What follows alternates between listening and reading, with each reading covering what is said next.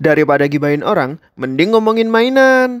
Halo teman-teman, Assalamualaikum warahmatullahi wabarakatuh. Selamat datang di channelku Dit Onion, dan kali ini kita bakal ngomongin komposit Verka Gurren Lagann. Nah, karena kemarin kita habis gibahin Gurren Lagann yang versi Revoltech, jadi ini sekalian kita gibahin yang keluaran Bandai. Nah, di sini ada keterangan juga ya kalau mekanik desainnya itu dari Yoshinari Yu. Salah satu orang yang cukup ternama juga di studio Trigger ya. Dan ini desainnya juga sedikit beda dengan desain original dari Gurren Lagann itu sendiri. Jadi ada beberapa tambahan atau garnish gitu ya buat menambah daya tarik sendiri dari lini komposit Verka ini. Nah, ini kalau kita bandingin sama box Revoltech kemarin cukup gede juga ya box dari Bandai ini. Lihatnya kayak nyenengin gitu. Tapi apakah dalamnya lebih nyenengin dari Revoltech yang kemarin? So, langsung aja kita buka boxnya. Let's go!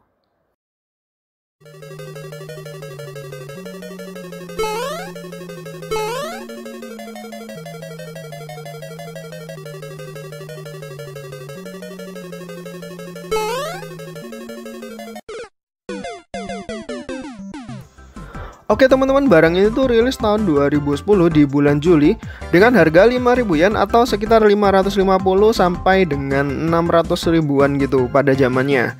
Kalau kita buka boxnya, kita bakal dapet poster yang ya nggak bagus-bagus banget sih, cuman gambarnya dia aja dengan tulisan komposit Verka gitu. Nah, kita dapet manual book juga di dalam plastik. Dan blisternya ini ada dua ya. Kita buka dulu blister yang pertama. Kita dapat beberapa aksesoris. Yang pertama ada ini stand base yang kita satuin buat nyangkutin robotnya dan nyangkutin bor yang gede ini juga. Bornya terpecah-pecah gitu ya, nanti kita jadiin satu. Kemudian yang pertama kita dapat Gurren Lagann-nya itu sendiri yang jelas opsional muka, kacamata 2 yang gede, bor yang kecil 2, bor yang gede 1, dan beberapa opsional hand part. Nah, ini dia teman-teman komposit Verka Gurren Lagann setelah keluar dari boxnya. Sekilas pandang mainan ini tuh menurutku keren banget ya. Improvisasi komposit Verka yang diwujudkan ke mainan ini tuh entah kenapa kayak nyatu banget gitu. Pas lah ya, intinya nggak lebay juga nggak kekurangan. Selain dari stiker dekal warna putih di beberapa bagian tubuhnya, dia ini juga ngasih detail molding lain di beberapa bagian badan dari original desainnya. Ya, nggak banyak juga improvisasi sehingga kesan Gurren Lagann-nya ini masih ada ya. Dan ya masih bisa dibilang Gurren Lagann lah ya intinya, meski bentuknya udah cukup beda dari desain originalnya. Waktu pertama kali pegang mainan ini tuh kupikir bakal berat banget gitu ya. Tapi ternyata nggak juga, jadi di dalamnya nggak begitu kerasa bahan diecast-nya. Yang kupikir awalnya ini kayak ada bahan diecast-nya gitu, tapi ternyata enggak. Untuk proporsi badannya sendiri ini udah cukup pas lah ya menurutku. Meski kayak kelihatan kakinya ini agak panjang dikit ya, tapi nggak jadi masalah besar juga. Dan aku cukup salut sama stiker dekal warna putihnya ini. Meskipun udah umur 10 tahun lebih ya mainan ini dibuat, stikernya tuh masih awet aja gitu, nggak ada yang letek dan good job Bandai. Kalau zaman dulu, kalau zaman sekarang, I don't think so sih kayaknya. Karena memang mainan Bandai sekarang itu ya mahal aja nggak cukup. Jadi bahkan SHF Zenko Choseho yang dari yennya sendiri udah mahal, itu kadang masih ada aja isu tentang QC dari mainan itu sendiri. Apalagi tentang cat yang letek. Menurutku pribadi mainan ini udah cukup ganteng ya untuk dipajang berdiri tegap aja tanpa pose. Ya bukan berarti kalau di pose ini tuh tambah jelek, tapi yang jadi masalah ini artikulasinya teman-teman. Bener-bener kurang dari kata cukup. Secara kan kita tahu di animenya robot ini tuh actionnya atau scene gelutnya itu kan bener-bener action banget gitu ya. Maksudnya tuh bener-bener luas banget gitu loh gerakannya, meski dia ini robotnya yang gede banget. Jadi kayak bener-bener sayang aja punya mainan Gurren Lagann tapi agak susah buat diposein.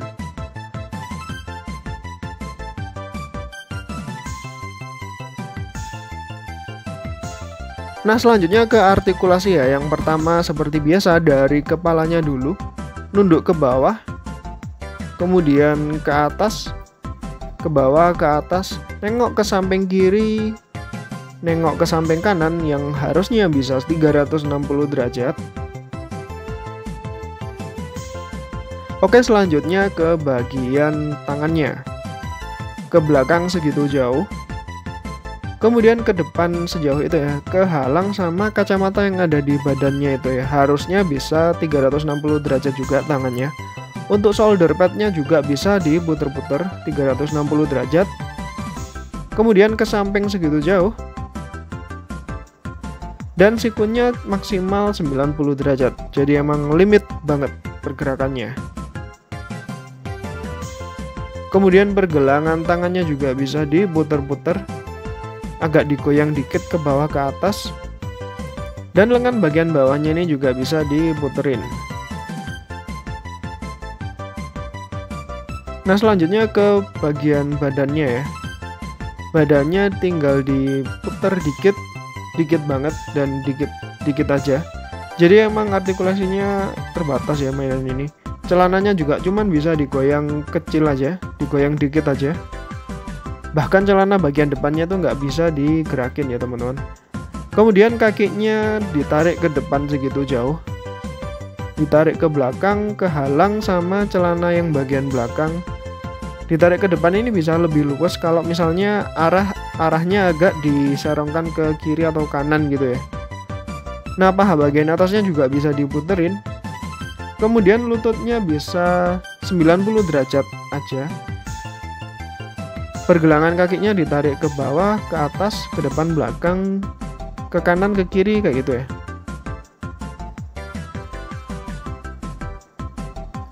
Nah, selanjutnya aksesoris yang kita dapat, yang pertama dapat muka tambahan.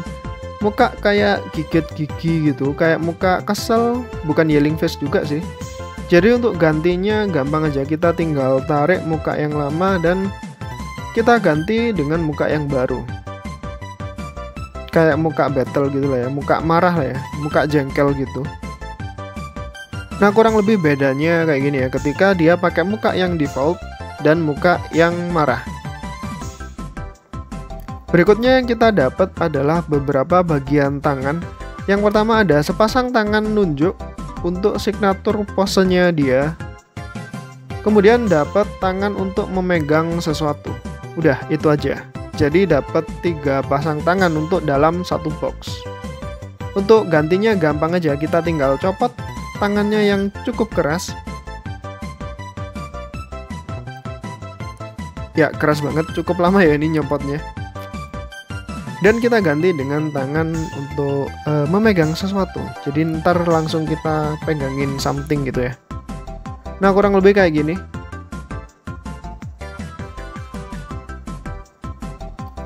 Ini ketika dia pakai tangan yang mengepal atau tangan defaultnya dia.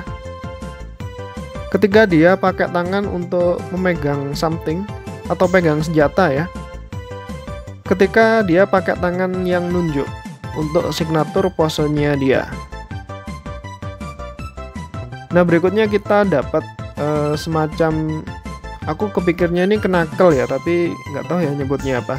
Intinya dapat bor yang dipasang di pergelangan tangannya. Bukan knuckle juga sih, tapi mirip-mirip lah ya fungsinya. Untuk masangnya kita copot dulu tangannya tadi, kemudian kita pasang bornya dan kita balikin tangannya tadi. Usahakan sampai bunyi klik gitu ya, jadi biar rapat. Nah, kurang lebih kayak gini ya ketika dia pakai tangan yang ada bornya, ketika dia pakai aksesoris bornya itu. Ini ketika dia pakai 2 bornya ya, karena aksesorisnya dapat 2 tadi, yang untuk bagian kanan dan untuk bagian kiri. Nah, selanjutnya kita dapat kacamata yang gede, dapat 2 atau dapat sepasang ya. Untuk senjatanya dia. Jadi kacamata yang kecil ini bisa kita copot, yang sebenarnya agak tricky juga. Kemudian kita pasang di tangan yang untuk memegang sesuatu ini tadi. Tangan untuk memegang senjata sih sebenarnya. Nah, kurang lebih kayak gini ya, gampang aja masangnya. Dan ini perbandingan kacamatanya ya, yang asli kecil banget kayak gitu. Nah, ini ketika dia pegang 2 senjatanya ya, cukup keren juga. Ketika diposein dengan 2 bumerangnya ini atau 2 kacamatanya ini ya. Nah, berikutnya kita dapat bor yang gede banget. Yang sebenarnya di awal video tadi kan aku nunjukinnya secara terpisah-pisah ya. Nah, ini udah tak pasang langsung jadi satu gini. Nah di bawahnya itu kayak ada joinnya untuk dipasang dia di pergelangan tangannya ya. Kemudian ada beberapa lubang untuk nyolokin bornya ini ke stand base. Jadi kita ambil stand base-nya dulu ya. Nah stand base-nya kayak gini ya. Jadi ada beberapa bagian stand base gitu. Kita rangkai untuk jadi stand base dan kita pasang di bornya. Nyopotnya agak berat juga ya, agak susah juga ya. Kita copot dulu pergelangan tangannya, kemudian kita arahkan ke atas ya. Terus kita pasang bor yang gede ini. Bornya ini sebenarnya enteng sih, soalnya dalamnya ini dia kopong atau kosong gitu, jadi nggak berat-berat banget. Tapi memang harus pakai stand base buat ngeposoin bornya ini ya, karena memang nggak imbang lah ya intinya. Tangannya kecil soalnya, bornya segede itu, dan masangnya susah banget, berat banget soalnya. Nah kurang lebih kayak gini ya. Ketika dia pakai bor yang gede banget ini, kita pasangin stand base-nya dulu karena emang nggak bisa diposoin kalau nggak pakai stand base. Nah ini ada tiang yang tinggi dan tiang yang pendek ya. Yang tinggi biasanya kayaknya untuk bornya itu, dan yang pendek untuk guren lagannya. Tapi kalau misalnya teman-teman cuman pakai satu tiang, yaitu tiang yang pendek, juga sebenarnya nggak masalah sih. Soalnya ya nyesuaikan tingginya dia dan posenya dia aja sih sebenarnya. Nah ini juga nyesuaiinnya juga agak tricky ya, jadi harus dicoba berulang-ulang supaya pas gitu. Tiangnya nggak ketarik dan bornya pas gitu. Jadi nggak ada yang patah-patah gitu lah intinya. Dan ini tiangnya karena tinggi, bornya juga gede. Coba tak naikin kameranya ya, kurang lebih kayak gitu ya. Jadi emang gede banget bornya. Nah kurang lebih kayak gini ya tampilannya. Itu tiangnya miring-miring gitu, kayak hampir patah, tapi ya sebenarnya kuat sih. Nah ini kalau dari samping bagus juga, meskipun posenya juga ya posenya kayak gitu ya. Nah ini perbandingan kalau dia dengan Revoltech ya. Yang kiri Revoltech, yang kanan Composite Verka. Terakhir perbandingan tinggi dengan Nendoroid dan Nendoroid Doll. Kemudian perbandingan tinggi dengan SAF Zero-One dan Figmaling seperti biasanya.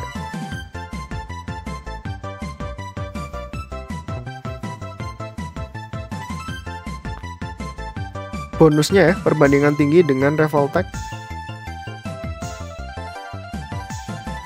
Nah itu dia teman-teman mainan Composite Verka Gurren Lagann yang udah kita gibahin di video kali ini. Aku pribadi cukup suka ya sama mainan ini. Yang pertama dari modelnya itu sendiri, bener-bener ganteng banget dan cakep banget. Karena Composite Verka ini kan nge-improve model originalnya Gurren Lagann.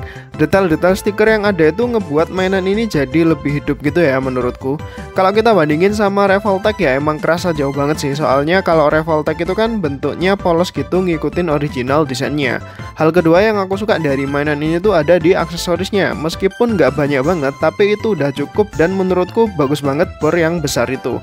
Dan lagi Bandai ngasih stand base yang lengkap juga, jadi bisa nyangga robot dan bornya sekalian gitu.